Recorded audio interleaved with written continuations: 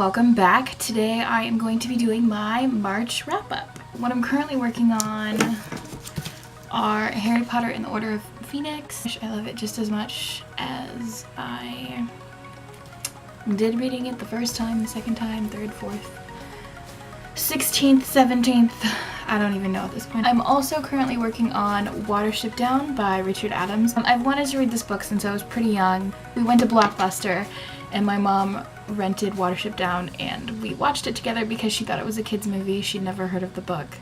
It was a cartoon, but it was not a kid's movie, and it was horrifying and it scarred me for life, but I really enjoyed this book so far. And now I'm gonna go through the books that Nicole and I read together this month. There were only 2. So first we read Mr. Murder by Dean Koontz, and if you've seen my review for it, you saw that I really disliked it. The next book that Nicole and I read together was Lady Midnight by Cassandra Clare, and I loved this book. I don't really have anything bad to say about it. I have a review video up. I can link it down below. I thought it was great. I thought it was dark and twisted, and I don't think it's gonna end well, but I loved it and gave it 5 out of 5 stars. The next book that I read this month was Dragonfly and Amber by Diana Gabaldon. It's the second book in the Outlander series. I gave it a 5 out of 5 stars. I'm really liking Outlander. When I first started this, it kind of blew my mind because I had no idea where it was going, what was going to happen, and I was really confused when I started reading. I'm really excited. I have the 3rd book in the series, Voyager I think it's called, ready on my TBR shelf, but I just haven't gotten around to it yet. There were parts of this book that made me really uncomfortable, just like there were parts in Outlander that made me really uncomfortable. Some of it is really explicit, and there's like some rape in there. It was just super graphic and uncomfortable, and if I could just delete that, that'd be great. But beyond that, I'm really a fan of these. The next book that I read was Both of Me by Jonathan Friesen. I had never heard of this before. I picked it up, I think, at like Fred Meyer when I was grocery shopping, and I really didn't know what to expect. This is about a girl named Clara and a boy named Elias, and Elias has like 2 different personalities. He lives in a separate world for a good part of the time, but they sort of start an unlikely friendship, and there's some like kidnapping and adventuring, and then the end happened, and I wasn't as big of a fan of the ending as I was of the rest of the book, so I gave it a 4 out of 5 stars. This next book was a throwback from my high school days, and it's Dragonflight by Anne McCaffrey, so I was really excited to reread this series with a fresh set of eyes. And I don't know if it's just this one in particular, or if I just don't care for them as much anymore. I gave it a 3 out of 5. I was just kind of struggling to get through it. I was really super bored, and I know that there were ones that I must have liked more than this, because there's no way that I would have read as many as I did if I'd only felt like okay about them. So I don't know, I'm gonna keep pushing through, and I'm gonna read a couple more Anne McCaffrey books before I decide that maybe my tastes have changed. I don't know, but it was okay. I read 2 of the Maggie Stiefvater books, The Dream Thieves and Blue Lily Lily Blue. And I don't know where I was getting my information, but I thought that this was a trilogy. So I was almost late to work one day this week because I was trying to finish Blue Lily Lily Blue because I thought it was the end of the trilogy, and I had so few pages left, and I was like, oh my god, I have to finish this. I have to know how this is gonna end, because I thought it was gonna end like super tragic, and I thought I was gonna cry, which is stupid of me to read before work, but whatever, that's besides the point. And then I got to the end and I was like, what? There's no way that's the ending. And that's because it's not. And the next one, The Raven King or something like that, comes out in April. So I will definitely be reading that in April. I'm really excited about it. These books just kind of hooked me. And I liked the first one, The Raven Boys. I really liked it and I wanted to continue reading, but then when I started Dream Thieves is when it really hooked me. So pretty awesome. And then I decided to check out a series that I've heard so much about in the booktube community, and it's Throne of Glass by Sarah J. Maas. I did really enjoy this. It is about this girl, Selena. I'm not sure if that's how you say her name. I could be totally butchering that, I'm sorry.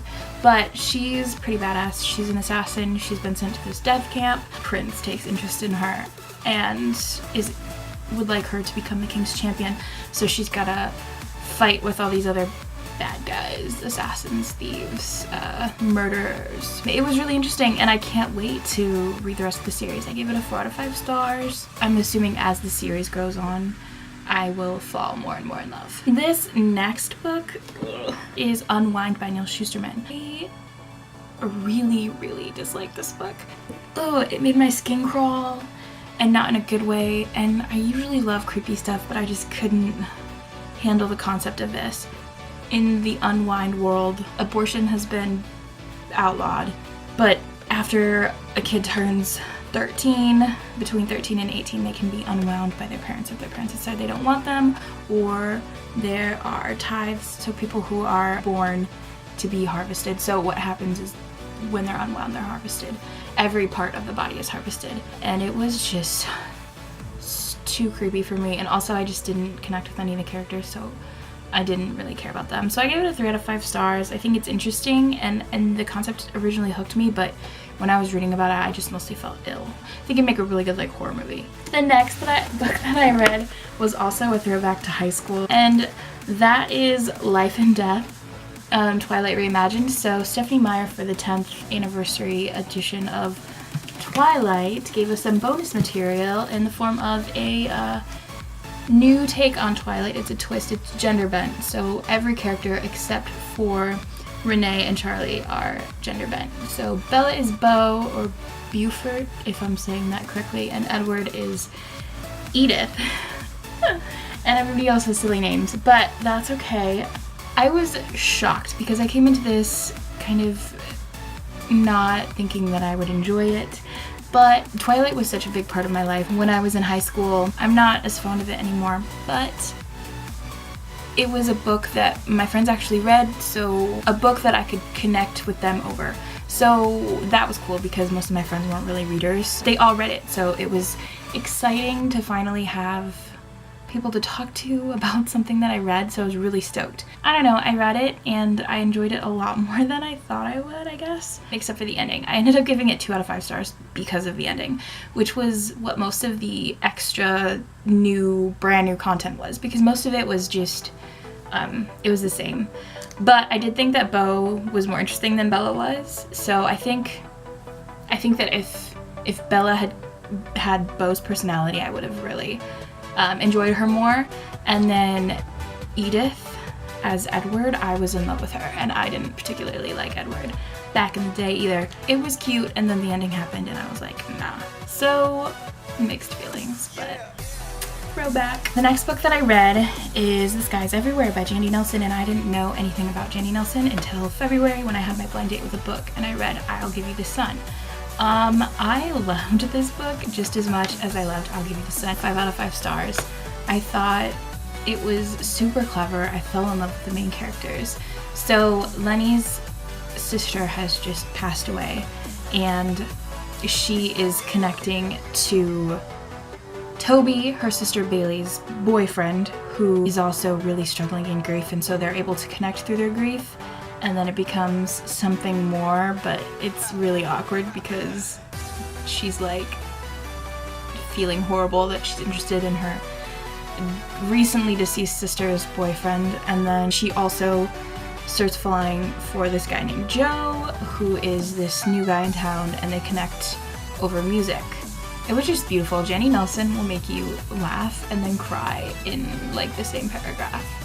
And then you'll just keep laughing and crying through the whole rest of the book. I loved it. 5 out of 5. Next, I read The Help by Catherine Stockett. I guess I was craving something different after so much young adult. I'd seen the movie before I read the book, but I did like the book more, so that was cool. But I do think that seeing the movie first really changed the way I viewed the characters. I thought it was really good. I thought it gave really great perspective. It was really eye-opening, and I can see why it's been so popular, or why it was so popular. I don't know. I'm kind of like late on the book for this, but I gave it a 4 out of 5 stars. The last one that I read was 13 Reasons Why by Jay Asher. So this is about a girl named Hannah who commits suicide and records 13 sides of these cassette tapes, and then she has them go to a list of people who contributed in some way to her death, which is really creepy if you think about it, and also made me like a little bit sick to my stomach just thinking about what kind of an effect that would have on people. This was okay. I think my main issues with it were that the commentary switching back and forth between the tapes and the boy who currently has the tapes, Clay, really tripped me up sometimes. I felt really horrible for Hannah, and it was just kind of, they keep referring to it as a snowball effect, like something small happens and then it just keeps packing on and packing on. All these issues pack on until like you can't handle it anymore. And so I really felt for her, but I also really felt for some of the characters. It made me just feel kind of sick to my stomach about what receiving tapes like that after somebody had died and you're being blamed for it, what that would do to you, especially because a lot of these are young people. I know that this doesn't happen in real life, but that was just something I thought about a lot while I was doing this.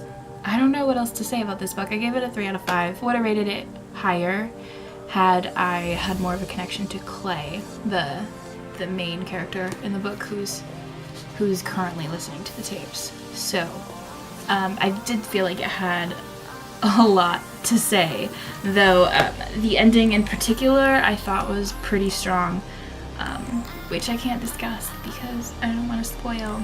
Anyway, that's my wrap-up video. It was super long because I had so many books, I just don't even understand how that happened, but it was a pretty good reading month and I can't wait for next month. So, thanks, and I'll see you later. Bye.